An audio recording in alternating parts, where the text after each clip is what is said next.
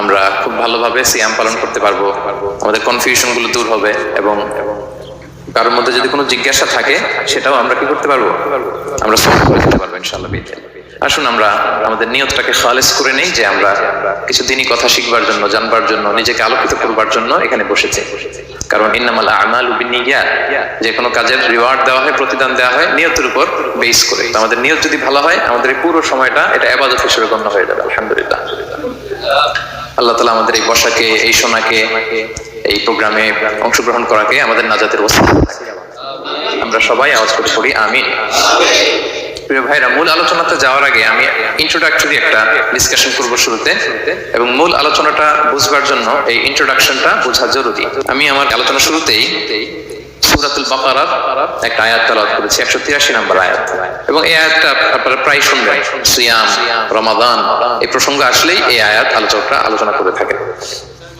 183, 84, 85 টানা 3টি আয়াতে আল্লাহ তাআলা রমাদান নিয়ে, সিয়াম নিয়ে তিনি কথা বলেছেন, এবং এই 3টা আয়াত যদি আমরা বুঝতে পারি, আমাদের বাকি আলোচনাগুলো বুঝতে আমাদের সহজ হবে। তাহলে প্রিয় সুধী, আসুন আমরা আর কাল বিলম্ব না করে মূল আলোচনাতে চলে যাই। আমি তেলাওয়াত করেছিলাম, আল্লাহ তাআলা বলছেন, আউযু বিল্লাহি মিনাশ শাইতানির রাজীম, বিসমিল্লাহির রহমানির রহিম, ইয়া আইয়ুহাল্লাযীনা আমানু কুতিবা আলাইকুমুস সিয়াম কামা কুতিবা আলাল লাযীনা মিন ক্বাবলিকুম লাআল্লাকুম তাত্তাকুন। এই আয়াতটা পরিচিত না কম বেশি সবার কাছে? অনেকের মুখস্থ বা অনেকের অ্যাটলিস্ট অনেকবার শুনেছেন কি, তাই তো? আচ্ছা, এই আয়াতে আল্লাহ তাআলা বলছেন, ইয়া আইয়ুহাল্লাযীনা আমানু, ওহে বিশ্বাসীরা, মানে আমরা, কুতিবা আলাইকুমুস সিয়াম, তোমাদের জন্য সিয়ামকে ফরজ করা হয়েছে, কামা কুতিবা আলাল লাযীনা মিন ক্বাবলিকুম, যেমনি তোমাদের পূর্ববর্তীদের উপরও ফরজ করা হয়েছে, লাআল্লাকুম তাত্তাকুন, যাতে করে তোমরা মুত্তাকি হতে পারো বা আল্লাহ সচেতন হতে পারো বা গড কনশাস হতে পারো, যেভাবে বলে। So this is the very verse of সিয়াম, যেখানে আল্লাহ তাআলা আয়াতের প্রথম অংশে বলছেন যে ওহে বিশ্বাসীরা, সিয়ামকে তোমাদের উপর ফরজ করা হয়েছে। এই অংশ থেকে বোঝা গেল এই যে আমরা সিয়াম পালন করছি এটা নফল, তাই না? রমাদানে এই যে সিয়াম পালন করতেছি এটা নফল না, এটা কি ফরজ। আমরা যে সিয়াম পালন করতেছি এটা ফরজ, এটা অব্লিগেটরি, এটা ছাড় নাই, সেটা রাখতেই হবে। ওকে, তাহলে এটা ফরজ। আমরা অনেক নফল সিয়াম অফার করি, আমরা আশুরার রোজা রাখি, আমরা শাওয়ালের 6 রোজা রাখি, আমরা আরাফাতের রোজা রাখি, আমরা সোমবার বৃহস্পতিবার রাখি, আমরা প্রতি মাসের 13, 14, 15 রাখি, কিন্তু ওগুলো ফরজ না। এই যে রমাদান মাসের যে সিয়াম 29টা বা 30টা, এগুলো কি ফরজ? এটা তো ক্লিয়ার সবার কাছে না? আল্লাহ বলেন এই সিয়ামকে তোমাদের জন্য রমাদানে ফরজ করা হয়েছে, যেমনি ভাবে তোমাদের পূর্ববর্তীদের উপরও ফরজ করা হয়েছিল। তাহলে সিয়াম শুধু আমাদের উপরই ফরজ না, আমাদের আগে যে জাতিগোষ্ঠীরা পৃথিবীতে ছিল, যে উম্মত ছিল, তাদের উপর ফরজ করা হয়েছে। এটা বলাতে আপনাদের একটু ভালো লাগতেছে না? যদি শুধু আমাদেরকেই দেওয়া হয়েছে 30 দিনের রোজা, বাকিরা আর এই রোজা রাখে না, তাহলে বলবো আমাদের উপর কেন এত কষ্ট? কি বলেন? এরকম একটা প্রশ্ন আসতো না যে এত জাতিগোষ্ঠী এরা এক্সাম্পশন পেয়ে গেল, বাট আমরা পেলাম, আমরা কি দোষ করলাম? আমাদেরকে 1 মাস না খেয়ে থাকতে হবে? তো আল্লাহ তাআলা আমাদেরকে সান্ত্বনা দিয়ে বললেন, না, শুধু তোমাদের উপরই ফরজ করা হয় নাই, তোমাদের আগে যত জাতিগোষ্ঠী ছিল সবার উপরই সিয়াম ফরজ করেছে কে? আল্লাহ তাআলা ফরজ করে দিয়েছে। সবাই কিন্তু এই সিয়াম পালন করতো, এবং এটা অনেক প্রাচীনতম একটা ইবাদত প্রিয় ভাইরা, অনেক প্রাচীনতম ইবাদত। ইভেন আপ আনটিল নাও, এখনো পর্যন্ত এটার প্রচলন অন্য ধর্মেও আছে। আপনি হিন্দু ধর্মে যান, অন্য নামে বলে আর কি, ওরা উপবাস বলে বা উপোস বলে, ওরা নানা পারপাসে এই উপোস থাকে, উপবাস তারা করে। খ্রিস্টিয়ানরা কিন্তু রোজা রাখে, ফাস্টিং বলে তারা, আর আমরা এটাকে সিয়াম বলছি। তো আমাদের আগে যত জাতিগোষ্ঠী ছিল সবার উপরে সিয়াম ফরজ ছিল, তবে পদ্ধতিগত ভিন্নতা ছিল, ভার্সনটা ভিন্ন ছিল, তবে ছিল। সব জাতিগোষ্ঠীর উপর রোজা ছিল। আমাদের যেমনি 1 মাস ফরজ, অনেকের হয়তো 1 মাস ছিল না। কোন উম্মতের জন্য 3 দিন রোজা ফরজ ছিল, আইয়ামুল বিজের, মানে প্রতি চাঁদের 13, 14, 15 রোজা ফরজ। কোন উম্মতের জন্য 10 দিন রোজা ফরজ ছিল, কোন উম্মতের জন্য শুধু আশুরার রোজাটা ফরজ ছিল, কিন্তু ছিল রোজা ছিল না এমন কোন জাতিগোষ্ঠী পৃথিবীতে ছিল। ইভেন পৃথিবীতে এমন অনেক জাতিগোষ্ঠী ছিল, উম্মত ছিল, যাদের সকাল থেকে সন্ধ্যা পর্যন্ত চুপ থাকার রোজা ছিল, মৌনতার রোজা। মানে আমরা যেমনি সকাল থেকে সন্ধ্যা পর্যন্ত খেতে পারি না, পান করতে পারি না, তাদের ধর্মে ছিল তারা সকাল থেকে সন্ধ্যা পর্যন্ত খেতে পারবে, পান করতে পারবে, কিন্তু কথা বলতে পারবে না। কথা বললে রোজা ভেঙে যাবে। সুবহানাল্লাহ বিহামদি। এটাকে বলে মৌনতার রোজা, চুপ থাকার রোজা। যেমন এটা আল্লাহ নবী ঈসা আলাইহিস সালামের মা মারিয়াম আলাইহিস সালাম উনি যখন স্বামী ছাড়া গর্ভবতী হলেন, প্রেগন্যান্ট হলেন, দুধের শিশু ইসমাঈল কোলে করে নিয়ে আসলেন। তো সবাই বলতে আরম্ভ করলো, মারিয়াম তুমি তো খুব ভালো মেয়ে বলে জানতাম, বিয়ে হয়নি, তো বেবি আসলো কোত্থেকে? না না না, এটা তো তোমার কাছ থেকে আমরা কামনা করি। তো আল্লাহ তাআলা শিখাই দিয়েছিলেন যে মারিয়াম তোমাকে যখন কোশ্চেন করবে তুমি ঈসার দিকে ইঙ্গিত করবে, ইশারায় কথা বলবে, ইশারা করবে কিন্তু মুখে উচ্চারণ করে কোনো কথা বলবে না, কারণ তুমি আজকে সারাদিন রোজা রাখবে। তো মারিয়াম আলাইহিস সালাম তাই করলেন, ঈসা আলাইহিস সালামকে নিয়ে আসলেন। সবাই যখন জিজ্ঞেস করতেছে উনি কথা বলেন না, সবাই বলে কথা বলো না কেন? মারিয়াম আলাইহিস সালাম ছোট্ট ছেলের দিকে ইঙ্গিত করতেছে আর এরকম বলতেছেন যে ইন্নী নাযারতু লিররহমানি সাওমা ফালান উকাল্লিমাল ইয়াওমা ইনসিয়া, আজকে আমি রোজা মানত করেছি, এজন্য আমি কারোর সাথে কথা বলতে পারবো না। ইঙ্গিত করে বোঝাচ্ছে আমি কি করতে পারবো না, কথা বলতে পারবো না, কারণ ওই উম্মতের বিধান ছিল খেতে পারবে, পান করতে পারবে, কি করতে পারবে না, কথা বলতে পারবে। কথা বললেই রোজা ভেঙে যাবে। তো তাহলে কামা কুতিবা আলাল্লাযিনা মিন ক্বাবলিকুম, তোমাদের পূর্বে যত জাতিগোষ্ঠী ছিল তাদের সবার উপর সিয়াম ছিল, তবে সিয়ামের ধরন, এটার স্ট্রাকচার, এটার প্যাটার্ন ভিন্ন ছিল। কারো 3 দিন 10 দিন, কারো চুপ থাকার রোজা, কিন্তু রোজা ছিল। এই পয়েন্টটা ক্লিয়ার সবার কাছে?